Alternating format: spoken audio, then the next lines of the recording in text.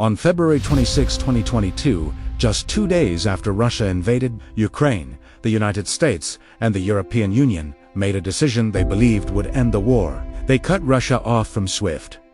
SWIFT is the financial nervous system of the world. It connects over 11,000 banks in 200 countries. It handles trillions of dollars every single day. If you're disconnected from SWIFT, you don't trade. You don't get paid. You don't move money. It's economic isolation. Western leaders called it the nuclear option of financial sanctions. Russia's economy would collapse. The ruble would implode. Putin would be forced to retreat or face revolt at home. That was the theory. But 2.5 years later, something uncomfortable happened. Russia didn't collapse. The ruble recovered. Trade continued, just not through SWIFT. And far more dangerous for the West. The rest of the world noticed, because the message was clear. If the US can shut Russia out of the global financial system, it can shut out anyone. That moment didn't just target Russia. It changed global finance forever. Why? This was bigger than Russia. This wasn't the first time a dominant power weaponized financial infrastructure. It's happened 4 times in the last 110 years. And every single time, the same pattern followed.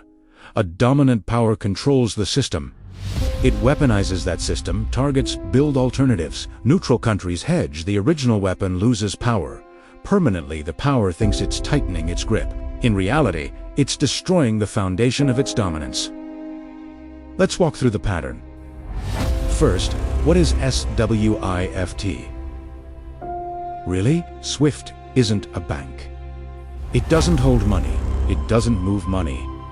It's a messaging system. When Bank A in New York sends $1 million to Bank B in Tokyo, SWIFT sends the secure message that makes that transfer possible.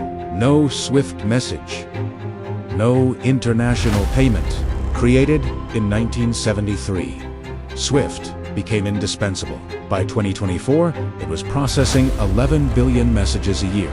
Technically, SWIFT is based in Belgium, but in reality, it's under Western influence because most global trade settles in US dollars, and dollars clear through New York. Control the dollar, and you control SWIFT, and that control became a weapon. The first time this happened, Britain, 1914, before World War I, the British pound was the world's reserve currency. London was the center of global finance. Then in 1914, Britain did something unprecedented. It froze German assets worldwide. For the first time in history, finance became a weapon of war. Germany suffered badly. But neutral countries learned something more important. If Britain can seize German money, it can seize ours too. So they diversified.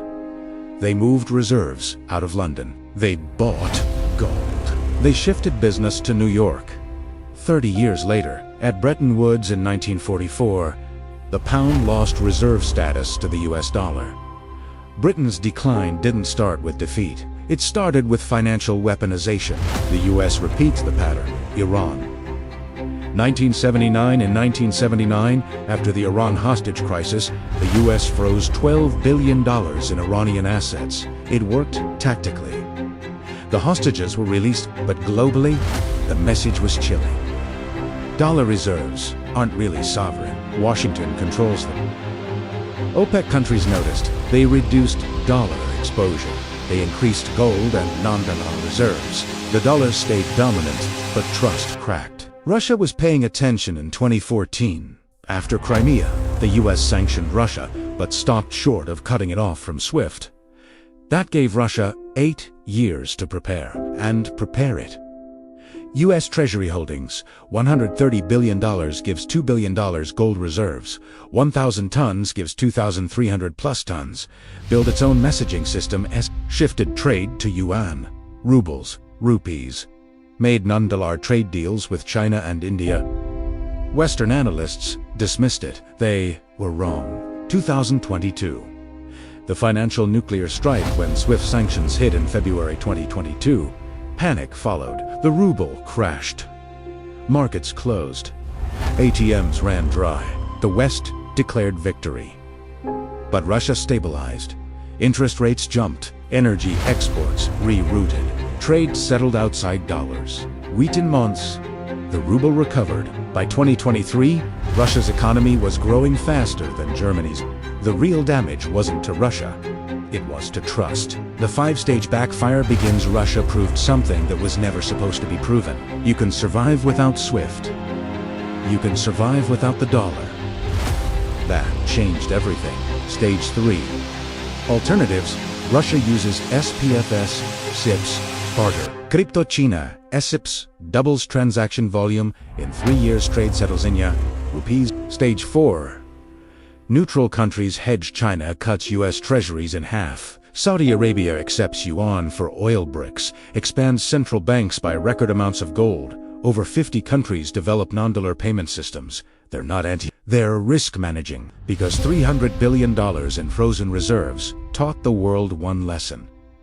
If your money is in dollars, it's not really yours. The dollar isn't collapsing, it's bleeding out. The dollar's share of global reserves.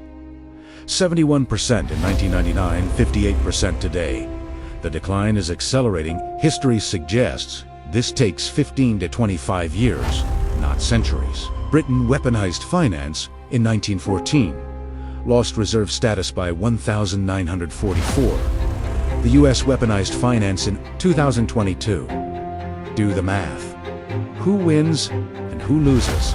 China wins, not by conquest, by patience. China builds alternatives, while America pushes countries away.